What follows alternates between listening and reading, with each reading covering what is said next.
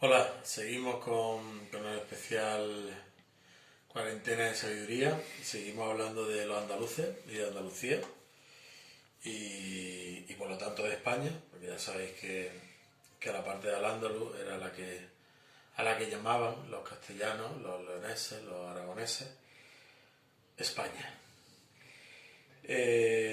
Vamos a ver cómo desaparece o cómo es sometida la civilización española por los conquistadores. La historia que recoge este libro, Mitos y Leyendas Andaluces, es de Afán de Rivera AJ, Leyendas y Tradiciones Granadinas, imprenta de la Libertad, Granada, en 1887, es donde se recoge de forma escrita, y luego este hombre, Pedro Martínez Montávez, la recoge en este libro, el de Mitos y Leyendas Andaluces. El Palacio de Jarmés, Granada. En un ángulo de la plaza de Bir el Ezet se levantaba por los años 1491 un palacio suntuoso, adornado con todo el primor de la arquitectura andalusí. Techos de nácar y oro, ajimeces calados como encaje y esbeltas columnas de mármol negro, adornadas con preciosas grecas, dísticos y leyendas de carácter árabe, formaban sus principales adornos. Era su dueño un musulmán insigne y piedoso, llamado Ibn Abdallah el Jarmés, más conocido por este último nombre. Riquísimo comerciante y pariente de Ali Dordux de Málaga, vivía con harto dolor de alma el fin próximo de la Granada musulmana. Desde el último combate en el que, a causa de la desbandada de la infantería, habían perecido los más escogidos de los caballeros granadinos, el pueblo, cada día más hambriento, mantenía en continua zozobra a los ricos y a los nobles. Estos últimos, además, temerosos del castigo impuesto por los conquistadores a las ciudades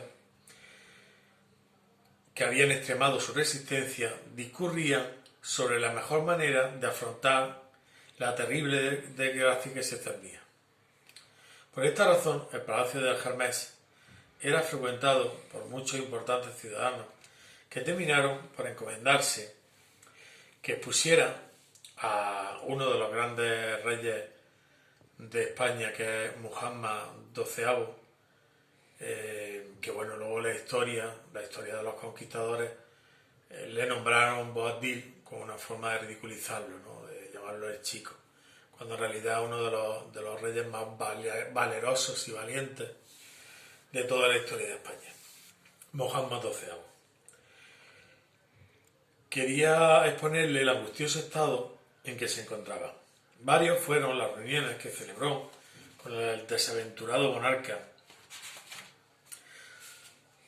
junto con otras personas de valimiento, el alcalde Abdul Qasim y el visir Ibn Cormisha y el Cadí. Finalmente se impuso la ley de la fuerza y las treguas y capitulaciones fueron tratadas con Gonzalo de Córdoba y el secretario Hernando de Zafra. El 5 de diciembre de 1491, en el salón principal del Palacio de Jarmés, se hallaba congregado infinidad de amigos y allegados. Después de lamentar la ruina de la patria y de invocar el fatalismo por conformarse con su suerte, la mayor parte de los que querían que la guerra cesara definitivamente y no hallaban dispuestos a abandonar sus bienes y comodidades, emigrando a otros países, quisieron conocer lo que podría esperar de los vencedores. ¿Habéis logrado conocer sus condiciones?, preguntaron impacientes. Son más favorables que ninguna otra de las obtenidas hasta ahora, dijo Jarmés, agregando después con tristeza. Verdad es que se apoderan de nuestro último baluarte, escuchadle y jugaréis. Ahí estaba el engaño, que ya podía encampar por su ancha. Su Alteza, los reyes Fernando e Isabel, por sí y en nombre de sus descendientes, fíjate qué risa, se obligaban a respetar para siempre jamás, la religión musulmana, sin quitar las mezquitas con sus minares, ni vedar los llamamientos de los moedanos para la oración, ni impedir que sus propios y rentas se apliquen a la conservación del culto musulmán. Si algún cristiano entrase en la mezquita sin permiso de los alfaquíes, será castigado.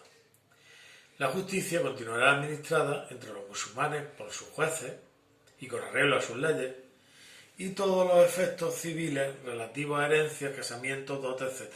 continuarán atemperados según su buen uso y costumbre.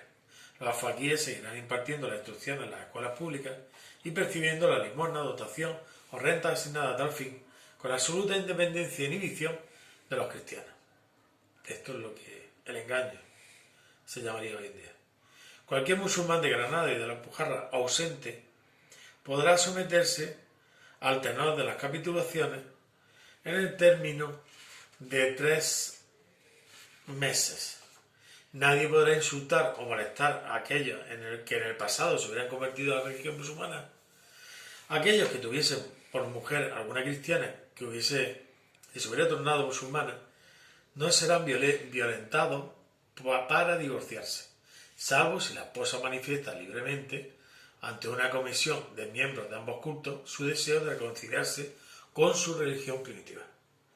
Los hijos de estos matrimonios serán libres de seguir la religión que les aconseje su conciencia.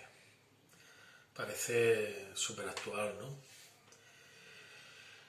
Si alguna musulmana enamorada de cristiana abandonase con ánimo de casarse en la casa de los padres, tutores o parientes, llevándose ropa o alhajas que no fueran suyas, será amonestada y las prendas sustituidas se devolverán a sus dueños, procediéndose en su contra la culpa si hubiera mérito para ello. A nadie se podrá exigir cosa alguna apresada en guerras anteriores, pero las deudas se realizarán y los contratos se llevarán a puro y débito efecto. Los judíos de Granada y de la Alpujarra gozarán de todos los beneficios de estas capitulaciones. Ningún caballero, amigo, alcaide ni criado del zagal obtendrá mando ni cargo de gobierno sobre musulmanes de Granada. Las contestaciones y litigios entre musulmanes y cristianos se decidirán por jueces de ambas partes. Habrá entrega recíproca de cautivos musulmanes y cristianos. Las acequias de agua limpia para el surtido de la ciudad serán guardadas para que ningún cristiano ni musulmán lave ropa ni arroje inmundicia, bajo penas severas. Los alguaciles y almotacenes musulmanes continuarán en ejercicio de sus funciones, sin que sea lícito a los cristianos alterar estos oficios.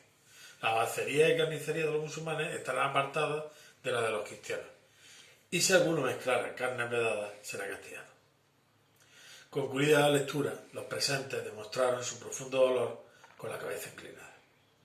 Se ha perdido la Damasco de Occidente. Se ha hundido en el polvo el trono que Al-Ahmar, el Magnífico, Alá lo ha permitido, cúmplase el destino. Tales eran las frases que se escapaban de todos los labios, que era una noche fatídica, evidentemente.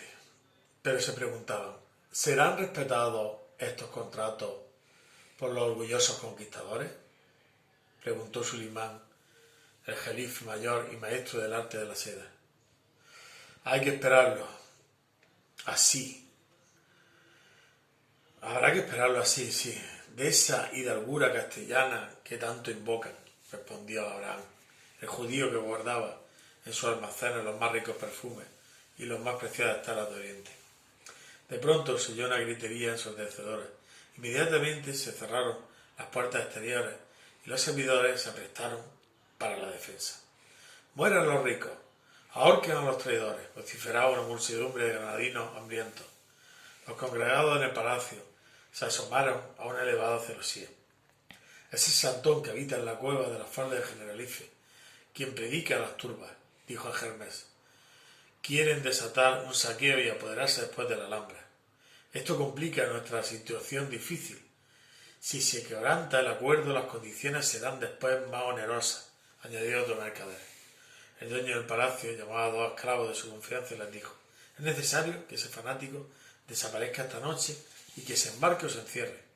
El instigador no ha fallado, pero los nubios de la Guardia Africana disolvieron a los rebeldes. Este fue el último esfuerzo que hizo Granada en pro de su independencia. Verificóse la rendición. El 2 de enero de 1492 entraron las primeras tropas castellanas en enarbolar el estandarte de la cruz, abatiendo las lunas musulmanas. Las predicciones y temores de los vencidos no tardaron en cumplirse. Meses después, a despecho de los tratados, empezaron a olvidarse las solemnes clausuras, hasta que finalmente los musulmanes fueron convertidos e intentaron expulsarlos de la península.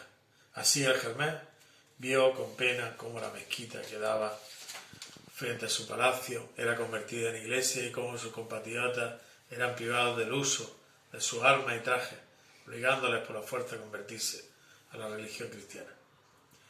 A mediados del siglo pasado, aún podían contemplarse algunos trozos del antiguo palacio y especialmente un resto del corredor descubierto al mediodía, donde se hallaba esta inscripción: emblema de la piedad de su primitivo dueño. Dios ha puesto una venda impenetrable delante de sus ojos y obstáculo eterno delante de sus manos. No puede obrar ni ver. Y en los remates de la columnata esta sentencia: Dios es eterno Dios. Dios es Rey. Dios impera. Hoy la famosa casa ya no existe. En fin, bueno, se perdió. El problema no es que se perdiera por los conquistadores castellanos, el problema es que se ha perdido nuestra historia. Lo perdieron. No hay más. Está bien, esta cosa pasa. Pero nos obligaron a perder nuestra civilización, nuestra cultura. Siguió viva, pero la disfrazaron. Disfrazaron su origen, disfrazaron su identidad, su verdad, y nos escribieron un cuento. Ese cuento de, por ejemplo, el Cid, ¿no? Ahora está muy de moda lo del Cid, que está ya totalmente consagrado, que era simplemente un mercenario. No solo era un mercenario, que no tenía afán por ninguna de las partes, sino que más bien era un mercenario del bando musulmán. Eso no quiere decir que muriera en el bando cristiano en una de sus encargos. O como por ejemplo Don Pelayo o la guerra de Covadonga, se ha demostrado que eso no existió. Empezó a hablarse de eso 150 años después, como fruto de parte del buscar ese adorno, ese misticismo, ese momento heroico y ese orgullo de país.